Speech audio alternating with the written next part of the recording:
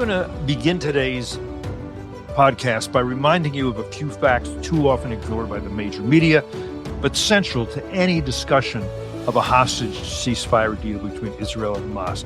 Fact one, on October 6, 2023, Gaza was not occupied.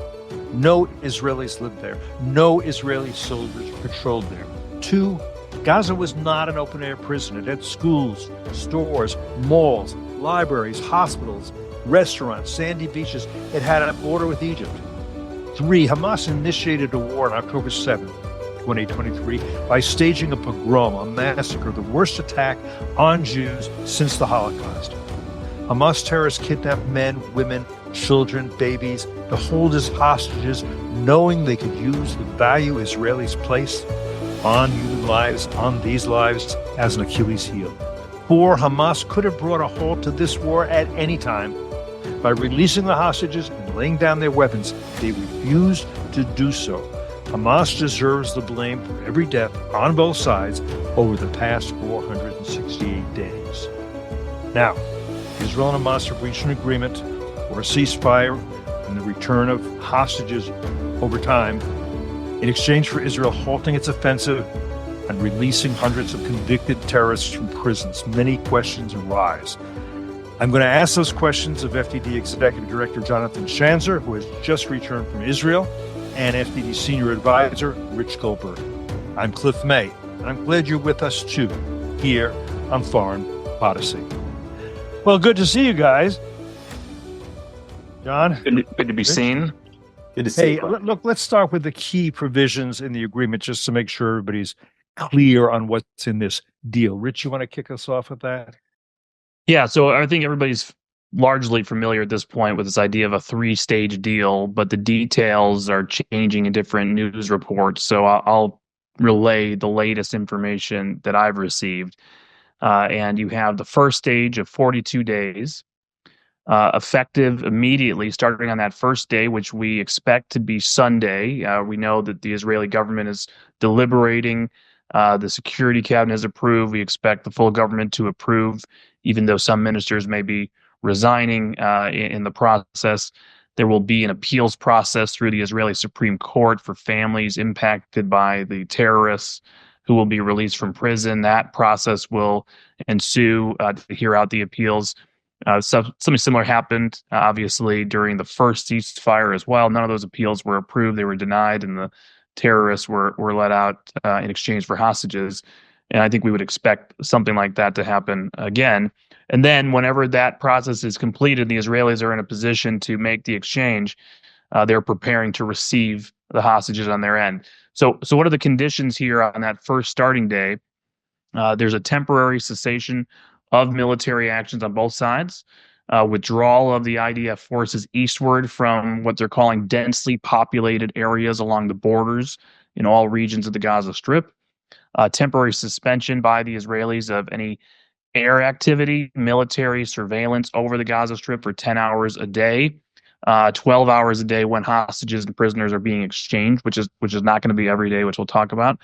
The entry immediately of increased flows of humanitarian aid, 600 trucks daily, including 50 fuel trucks, with 300 specifically directed to go to northern Gaza. Unrestricted mobility for the population will be granted throughout all areas of the Gaza Strip, and we'll talk about how that's going to ensue as that first stage goes on. And then on that first day, we should be seeing 3 female hostages released by Hamas, and Israel will be releasing a certain number of Palestinian terrorists in exchange for those 3 hostages. You then fast forward to the 7th day. A week goes by. Israeli forces are supposed to complete withdrawal from the Al-Rashid coastal road eastward to Salah al-Din road. Israel has committed to dismantling all the military sites, facilities in those areas. This will start allowing the displaced persons to start returning north. They're supposed to return north without carrying weapons, subject to a mutually agreed private security inspection that will be going on, but we should assume Hamas will be embedded in those flows. And then Hamas will release 4 more hostages. Among them, we understand 1 baby and 1 child, and will provide information regarding all the 33 hostages that are to be released in the rest of phase one at that point. And there will be an exchange of terrorists in response.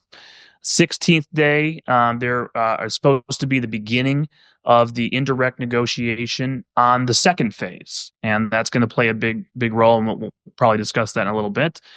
Those negotiations will be finalized before the 5th week of this stage one, before stage one is over.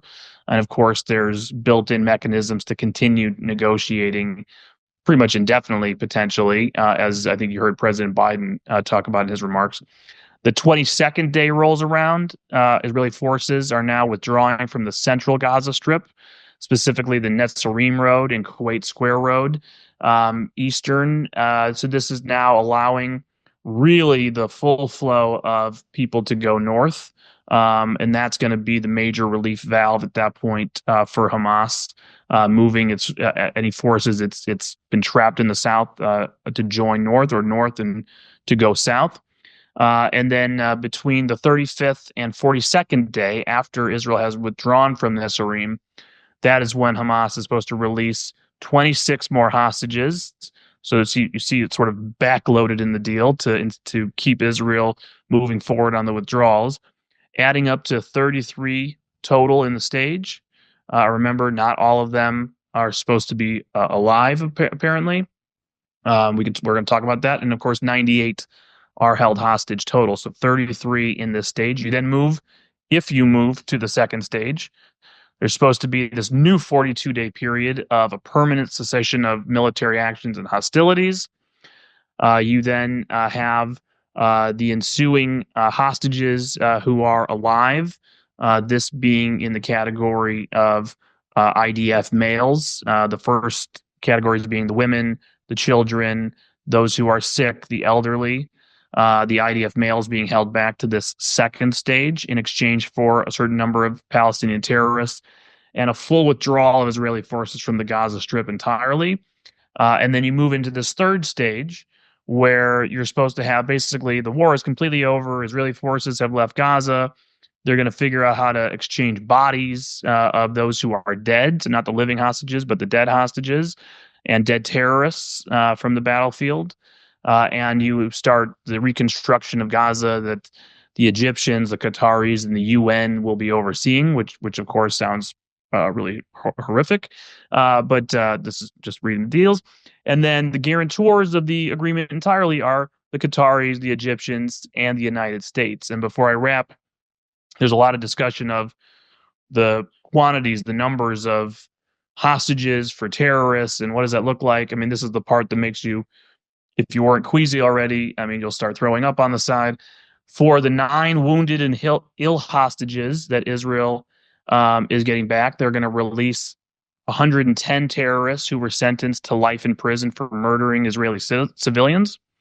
For hostages who are men above the age of 50, I guess the key is 1 to 30. That's the proportion. 27 of those didn't commit murder, but 3 did for each male above 50. The key also allows 2 Israeli hostages who have been held in Gaza for over 10 years to come back. This has not really been a feature part of the news, but there are other hostages in Gaza held by Hamas that are supposed to also come out at some point. Other adult hostages have another 1 to 30 ratio here of hostage to terrorists. The female soldiers who come out, those are the hostages who are female IDF. We've heard a 1 to 50 ratio of female hostage to terrorists. 30 of the 50 will be people who are serving life sentences, and 20 will be those who have a sentence under 15 years. And then my last note that I have on the deal here is Hamas at this point has not told Israel or anybody who is alive and who is dead. Lists are being provided. The knowledge of who is encompassed in the first 33 is out there now. You can read that list. There's 2 Americans on the list, not the third living American that we know of, Don Alexander, who was in that video pleading with President-elect Trump. He is not in the first list, apparently. He's in that second category and the second phase, which we can talk about. And so this is where probably the segue back to you, Cliff and John, is there's a lot of pain and horror that I think is about to ensue as we start learning the details of who's in the 33, who's dead, who's alive. John, to talk about what you heard and saw and felt in Israel yesterday and the day before that and the day before that. Sure. I think Riz just did a terrific job of going through the technicals of this. Just to give you some atmospherics, some of the senior folks that were working on the negotiations noted a few things. One is that this was a deal that in essence was on the table in May. The Israelis had offered effectively the same thing, but that Hamas had refused. They felt that they had more leverage. They felt that they didn't have to make a deal along these lines. As lopsided as this deal was, they didn't feel that they needed to do it. I think a few things have changed since then, and I think the Israelis have been pretty clear about this. One is Yahya Sinwar was killed on the battlefield. The second was that Hezbollah, their leadership was eviscerated. Nasrallah was killed. But more importantly, they were forced into a ceasefire, and they weren't able to lay down fire from the north. And Hamas has felt somewhat abandoned by the Iranian axis, as we would call it. The fall of the Assad regime, also significant. That was one more front where, Hamas thought that they might be able to get some support from the Shiite militias. They're not going to get it. But I think probably most importantly was the election of Donald Trump, and now the now infamous tweet about the gates of hell, which I think implied in that was, that the patrons of Hamas, notably, Iran primarily, but also Qatar, Turkey, could also pay a price if Hamas didn't finally come to the table and do this. Now, the Israelis, I think, are keenly aware of the lopsided nature of this. This is what they do. You can look back at 2011 when they made the Gilad Shalit prisoner swap. It was 1,000 hardened fighters for one man. But I think that they believe that they didn't have much of a choice in making this deal, that Trump had implicitly, we saw the overt threat toward Hamas and its patrons, but I think there was some pressure on the Israelis to do this as well, and that they felt that this was the right way to start things off with the Trump administration, not to be refusing the president-elect's demands, that they needed to do this. They got, under the circumstances, the best they could get. And here's where I think they felt like they walked away, I don't want to say with a victory, because I think it's still bitter. And you could see this in Israel, that, the divide between left and right was very clear. The left supported this deal. The right truly thought this was a horrific deal. But the thing that the negotiators all felt was the most important thing was that they did not give up the right to keep fighting if they wanted to. So in other words, at the end of the first phase, I know there is that negotiation that had to be agreed to, roughly 2/3 of the way through the deal. And, that they're supposed to lock in, but implied in this agreement, actually not even implied, explicitly noted in this agreement, is that Israel has a right to go back and fight. And that was the one thing that the Israeli negotiators refused to give up. And I think that when we talk about the kind of raw emotions that are going to come from hearing about the plight of these women who were subjected to very likely just horrific circumstances, sexual violence and the like. And I think we're going to hear some tough news about some of those children as well. And I think that is very likely going to play into the hands of those that will want to go back onto the battlefield in Gaza, maybe even earlier than before the end of the first round, maybe after. But I believe that the Israelis have every intention of going back and finishing the fight. You talk about this being seen as a victory for Hamas. There were demonstrations in Gaza saying we are now victorious. We have won the war with this ceasefire.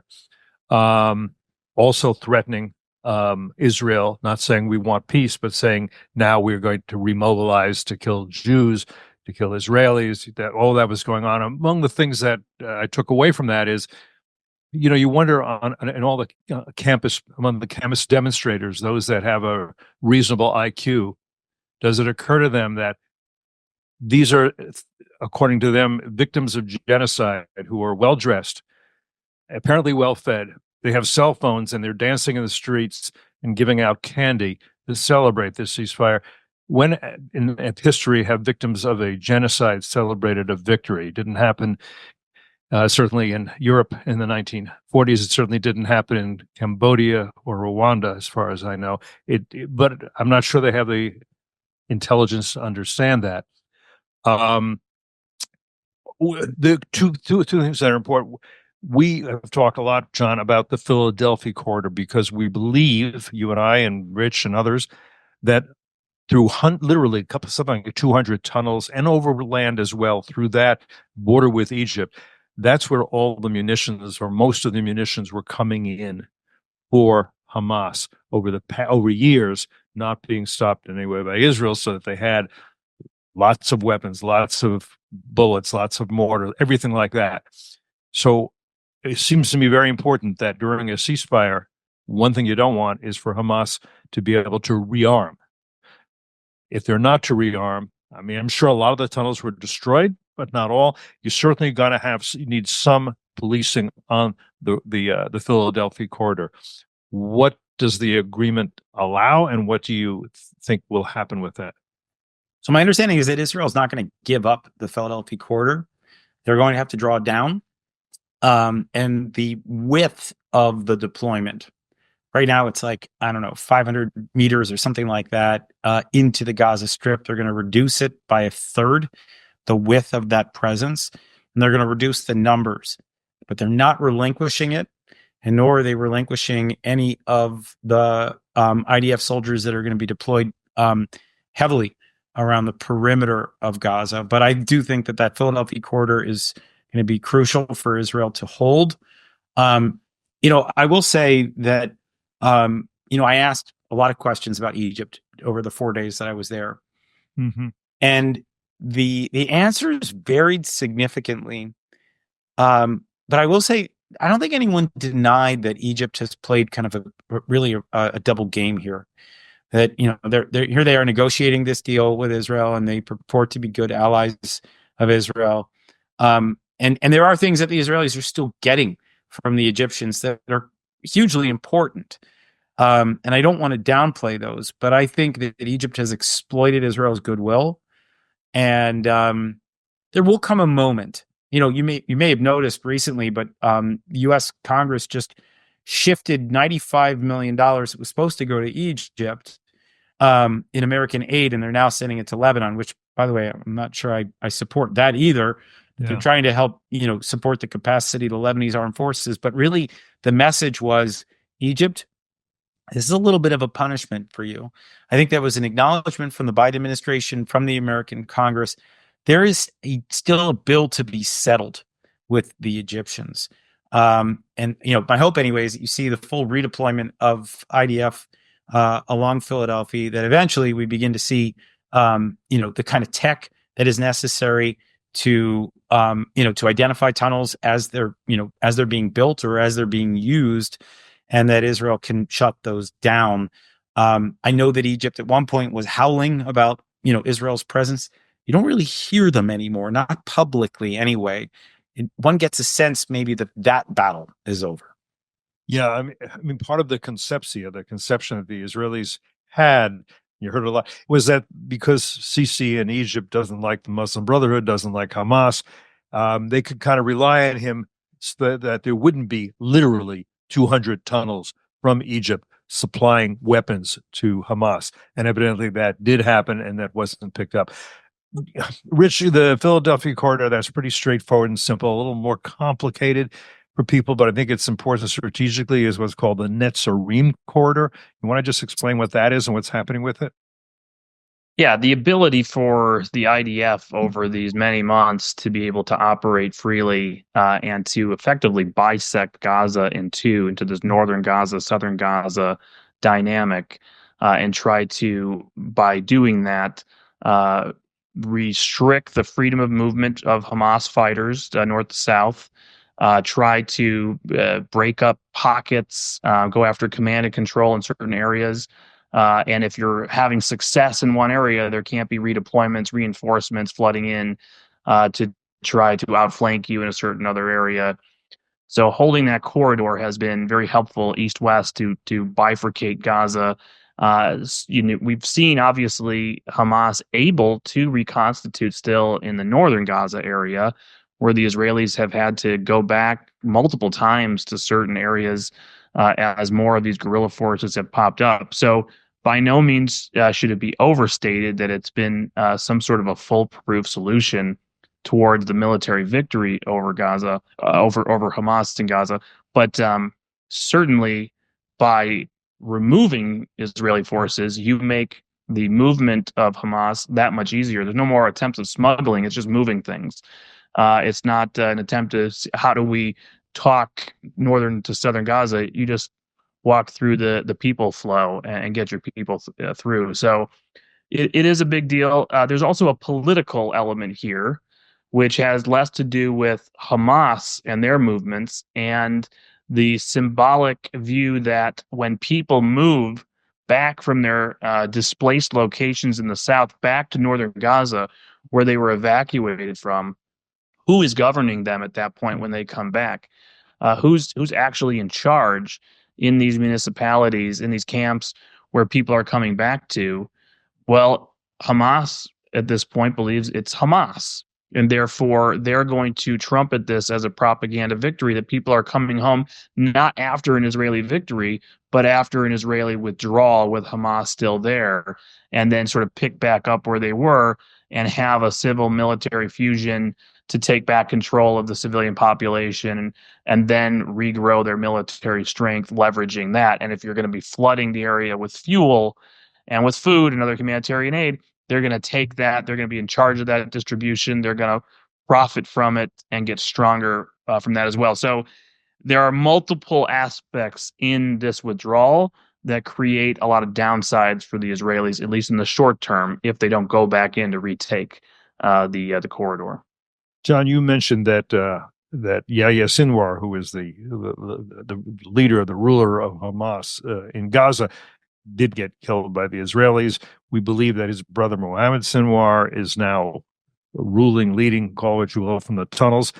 During a ceasefire, is it possible for Mohammed Sinwar to come out of the tunnel and, show a victory sign in the rubble and say, you see, we won. They can't hit me now because we have a ceasefire. So here I am. Of course, what he does after he flashes the victory sign puzzles me a little bit. I mean, I'm not sure there's a no hotel for him to go to and take a shower. Tell me, but is what I'm envisioning possible? It's possible. I mean, I'll tell you, I had one really interesting conversation with, folks that really study Gaza. They watch it, they understand it. They're not convinced that Mohammed Sinwar or any of the terrorists, by the way, that are being released, coming out and sort of taking a victory lap, whether that's going to be accepted by the people of Gaza. In other words, it's one thing, maybe you show up at in an auditorium, in a gleaming building and, you flash that V, right? But, if Sinwar comes out of hiding, he does it amidst vast rubble. Same with the people coming home.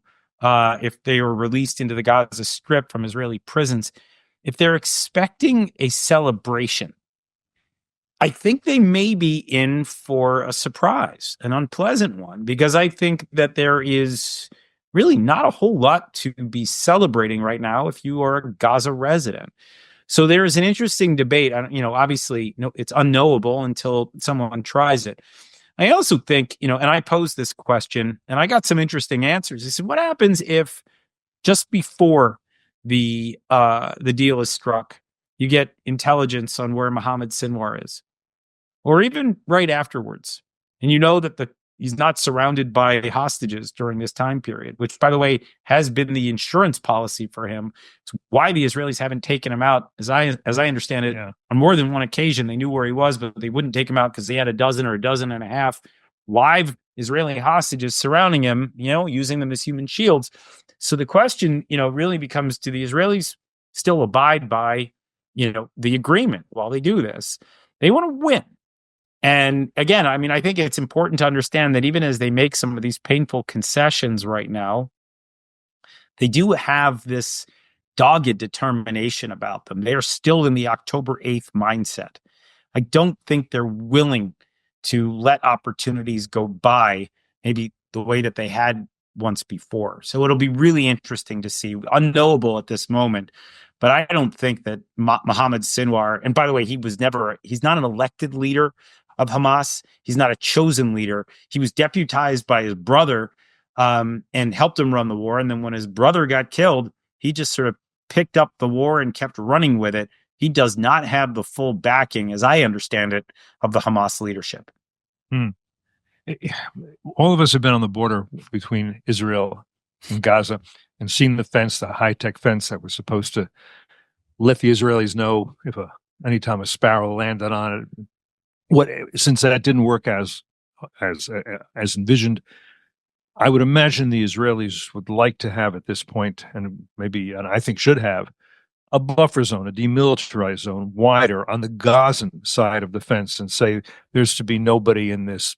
It could be a wildlife refuge or whatever it should be, or it could be mine. I don't know, but I'm sure the Israelis are thinking about that. Johnathan, did you talk to anybody about that? Yeah, I didn't talk to them about it this time. The couple times that I was there last year, their vision was something of a heavily mined, patrolled, and just a no-go zone that they refused to put on the Israeli side. In other words, Israel has already made the determination no they will lose no land, right? They will not sacrifice 1 inch of Israeli territory as a result of this war. So, in other words, it's Hamas's problem. It's Gaza's problem. It's not Israel's problem. How deep that buffer zone goes into Gaza is, I think, really the ultimate question. And I think that's the kind of thing that if we got to phase 3 of this deal, that it might be something that creeps into the discussion. But, just to reiterate, I don't think the Israelis believe they're getting to phase 3. I doubt they're going to get to phase 2. I'm not even sure they're going to finish phase 1. They want the right to continue to fight. And the minute that they feel constrained, and if you think, by the way, that, if you've been watching the debate between Bibi and his coalition and Ben Gvir and Smotrich, the two right-wing politicians who've been outraged about the release of, Hamas fighters with blood on their hands, imagine what the debate becomes when this government says that it has no ability to fight any longer. That's when Bibi's coalition falls apart, and that he will just not let it happen. The moment that he says that he doesn't have freedom of action in Gaza and that he cannot determine the future of how Israel and Gaza interact with one another, that is the moment that this thing falls apart, and everyone knows it. I can imagine, Rich, because this has happened before in U.S.-Israel relations, that Trump or his envoy, somebody like Steve Witkoff now, says to the Israelis, look, you can respond if you get hit again from Hamas, but you can't throw the first blow. There's an agreement and we're overseeing it, and you need to absorb the first punch. Am I wrong? Well, I don't want to presume to know what commitments or discussions have been made there. I can tell you that from public statements, the national security advisors coming in, Mike Waltz, the incoming Secretary of State, Marco Rubio, the incoming Secretary of Defense, Pete Hegseth, have all in the last week made statements that said the policy that they support is to destroy Hamas and every fighter. So that indicates, at least at their level, a willingness to align with what we hear from Israelis, which is we want to get our people home and we want to finish the war and finish off Hamas. When did that happen? I think is a question. But let me put a couple of warning signs up, because when we talk about phase 2, we talk about phase 3. And you talk about the fact that Hamas has built into this agreement holding many hostages back, including an American living hostage, not to mention 4 other American dead bodies. But all the IDF male soldiers, potentially, I hear a lot of people saying, this is a national priority for Israel because of the longstanding values, commitment that Israel makes to its soldiers, to its family of soldiers, that if you are captured, there's no end of the earth that we won't go to get you back. We've always done this before. You hear this on other podcasts and commentators. Mm. Well, the IDF soldiers you're talking about, many of them are not in phase one. They've been left to phase two when Israel has to start making strategic decisions that some will say could lead to national suicide. So you may get as many people as you can up front in phase one before phase one potentially collapses, or if you can get to the end of phase one by keeping everybody talking about phase two. But the complete withdrawal from Gaza entirely, the idea that you are really handing Gaza back to Hamas, that you're not finishing the war, that you're not going back to fighting, means you're also potentially abandoning a lot of living hostages. And that's going to create a dynamic that will be diplomatically difficult, will be internally difficult. And I don't really know what happens at the end of that. Right. John, do you want to comment on any of that? Do you have any thoughts about No, look, I about think that, about what this means in terms of, I mean, if the Biden administration continually talked about the day after, I don't know how this agreement sets up a day after. I have to say, I mean, I think Rich has got his finger on something here. There is going to be that natural tension, between wanting this to continue to get some of these other people out. I have to say, on the U.S. side, we have a new hostage envoy, Adam Bowler, I think is his name.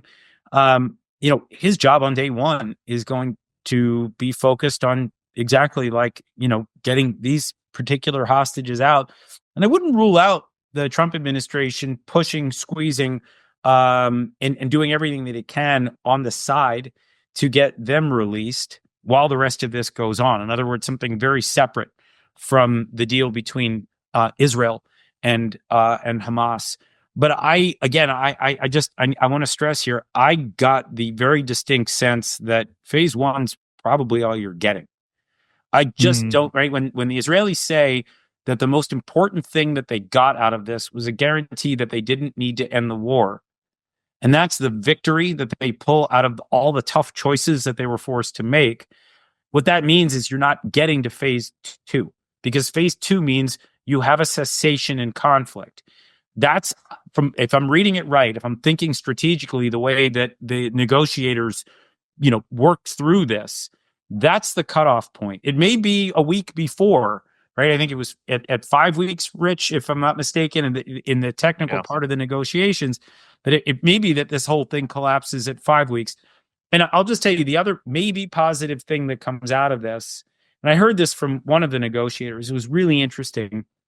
When we watched 10/7 occur, right? All the horrific stuff that we watched, the videos and everything, and everybody began to take stock within the days after of how many people were killed, but then more importantly, how many people were still being held. There were 254 hostages. Now, from what we understand, there were, I think, more than 100 that were brought back in that first release back in November. And then there was about another, I don't know, half dozen to 10 people that have been released through operations by the Israelis. And now we're looking at 33. Now, not all 33 are going to be alive. We know that there will be caskets, there'll be body bags. But in the end, what the Israelis think they're going to get is they're going to get 140 to 150 hostages returned alive in total from the minute this war started until now, which is 140 more, 150 more than they ever thought they were going to get. And they get the right to continue to fight. Yeah, this is the way they say they're getting a better shake than anybody thought.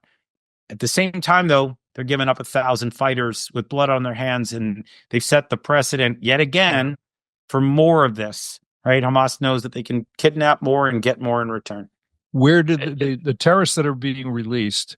Do we know where they will go? West Bank, Gaza, Oman, Turkey, Qatar. Go ahead. Yeah, the story is this, that the ones with the most amount of blood on their hands are going to Qatar and Turkey, which is outrageous to me because we've seen this movie before, and it's only going to perpetuate Hamas's ability to operate abroad, which has been, as most people know, this has been a major complaint by FDD over the years, that U.S. allies have been enabled, and here you have a U.S. process that is blessing this.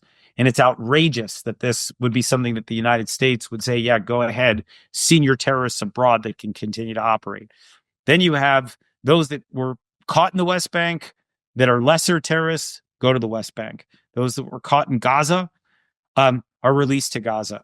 The one thing that I did hear, again, silver linings, whatever you want to call it, one of the guys that I talked to, heavily involved in the process, said there are no celebs. No Marwan Barghoutis, no big names that people are going to celebrate. You'll have, these are going to be no-name people by and large. And the other thing that he said was, Yahya Sinwar's body, not traded, right? They're not going to give Hamas the opportunity to celebrate either people who are alive or who are dead that, could be symbols for future war against Israel. And I think it's important, Cliff, a lot has changed since not last November, the November before. It's amazing to think how far this has gone on, how long these hostages have been held hostage. But you go back to that temporary ceasefire, the first temporary ceasefire.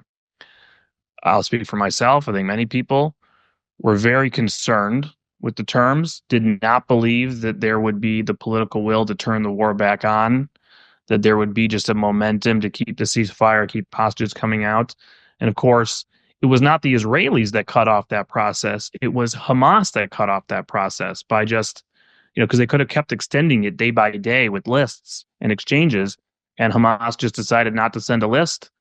And that was it. They went back to fighting.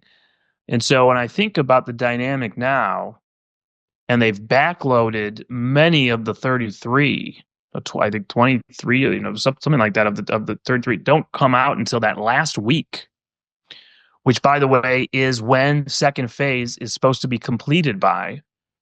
They're creating this dynamic of, if the Israelis are not giving all of their concessions in the second phase negotiation, they can just try to pull the rug out and not give all the people who are now publicly advertised and notified to the families are supposed to come home, dead or alive.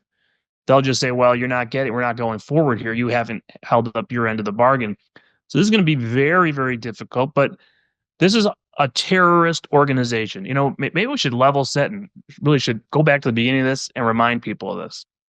This is not a business deal. Mm-hmm. This is not two parties that are of equal standing morally or in any other way.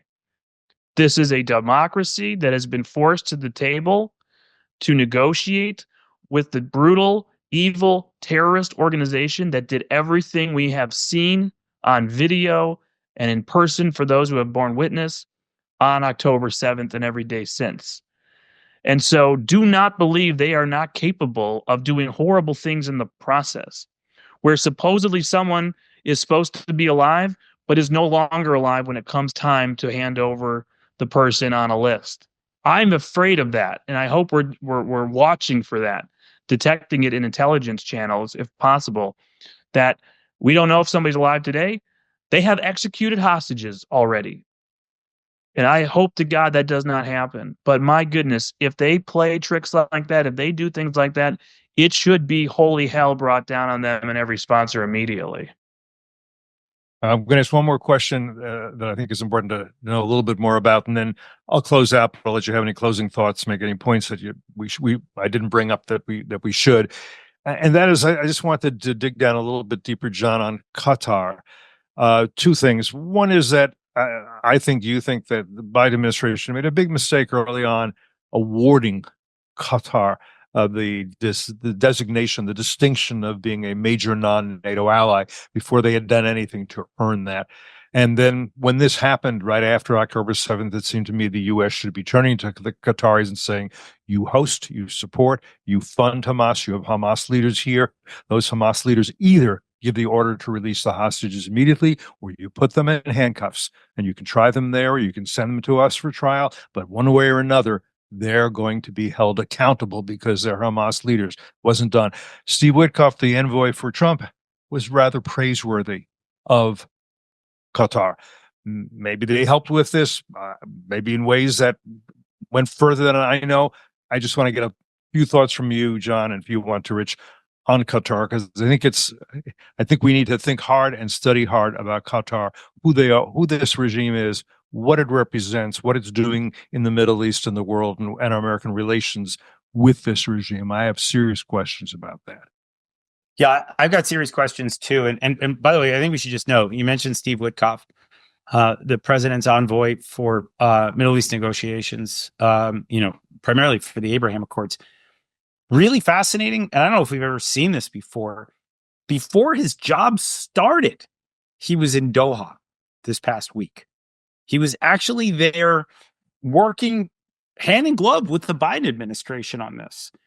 That surprised the heck out of me. As I understand it, he was probably the guy that got it over the finish line because he's got a longstanding relationship with the regime there. And that obviously raises questions about how tough we're going to be on Qatar moving forward over the next 4 years. And so I've got concerns there. I've got major concerns about precedent. I think you're absolutely right to question whether Qatar should have been included as a negotiator. By the way, I think the Egyptians probably shouldn't have been included as negotiators now that we know what we know about their activity along that Philadelphia corridor route. What should have happened is that, that gates of hell statement by Trump should have been issued by the Biden administration on October 8th. And that there should have been threats of ending the defense relationship, maybe worse, sanctioning them as state sponsors of terrorism. That was the way to get those hostages out. What we've done is we've normalized this for far too long. I'm glad that something's shaken loose here, but I don't see anybody being held to account. And that's my real problem. I'll just tell you briefly, yesterday, before I got on the plane, I actually went on Channel 14, which is sort of the Fox News of Israel. And I do this every once in a while where I do an interview in Hebrew. It scares the heck out of me. It's like the scariest thing you can do in the world. It's primarily because there's 7 other people in this studio and they're all yelling at the same time. You can't get a word in. But what I basically, and they all agreed on this one. They're all shaking their heads and I said, the Israelis need to take the lead here too. This is not just about, right? I mean, the Israelis, the Mossad, the Prime Minister's office, they have the same divisions about Qatar that we do in this country. And the Qataris have done this because they've spread a lot of money around. They've got a lot of influence. And we need to try to figure out how to cobble together the people that are opposed to the Qatari influence campaign worldwide. We need to really start to fight back. It's a tough nut to crack. But man, I think we're really going to come up against it over the next 4 years. I'll let you have the last word, Rich. Listen, when you're not the person in the room, it is hard to always second guess. You like to second guess. It's what we do for a living, actually. And Monday Morning Quarterback. But you're not in the room. You don't know what the terms were. You don't know what the dynamic was and the context was. And as far as Steve Witkoff is concerned, as John noticed, he's not actually in the job. He's being sent by the president-elect to carry out a job and get something done by the time he has taken office, which is what his request was. And that's what Steve Witkoff delivered. But in the end, there was already a deal on the table. The same framework that had been on the table for months. Hamas had never accepted it. The Israelis had accepted it in principle over and over again. And the dynamic that shifts here, to go back to where we started, was the Trump effect, was the threat, was Witkoff following up and carrying out the president's directives to a T. And by the way, not dissimilar to what just happened in Lebanon a few weeks prior, where there had been a plan for a ceasefire.